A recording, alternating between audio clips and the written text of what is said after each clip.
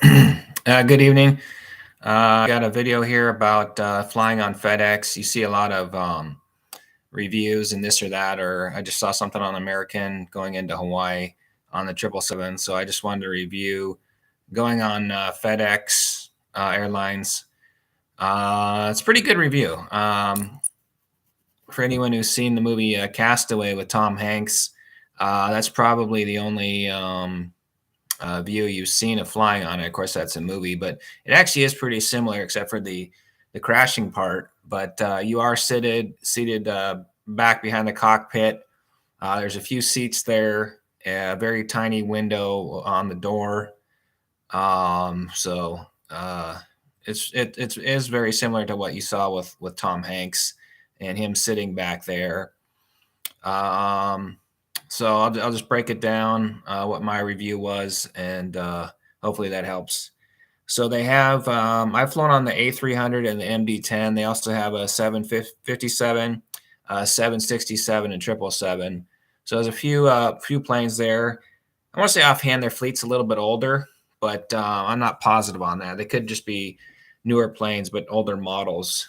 Um, so I thought the A300 was a little better than the MD-10. On the A300, I could put the armrests up and lay down and go to sleep.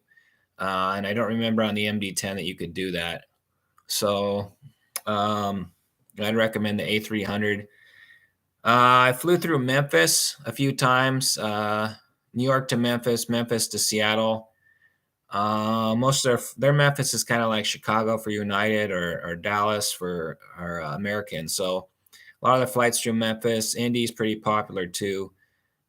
Two good cities. So that's where I flew through. I flew kind of like a West Coast red eye from New York to Memphis, leaving pretty late, probably around 10, 11 p.m. because all the got in late and all the other passenger flights had left. So no consideration from my employer for that. So I was able to find this flight and take that pretty late and go into Memphis. They had a lounge there. It's pretty cool.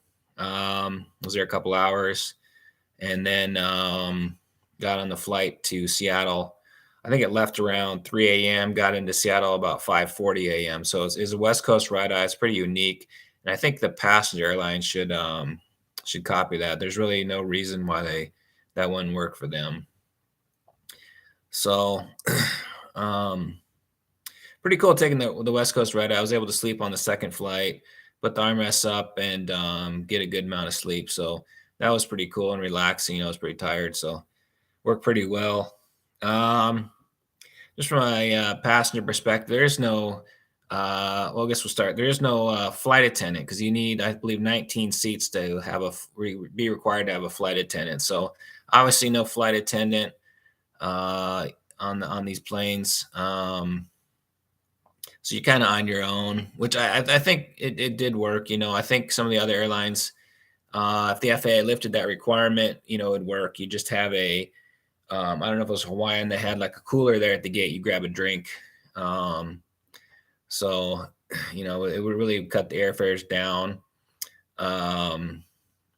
If something happened, if you saw in these crazy videos, a lot of passengers handle it anyways, not the flight attendants. So, I think it would save a lot of money, but no flight attendant on FedEx. Obviously, no food service, so bring your own food. I've seen people bring donuts and all sorts of unhealthy stuff. So, no food service.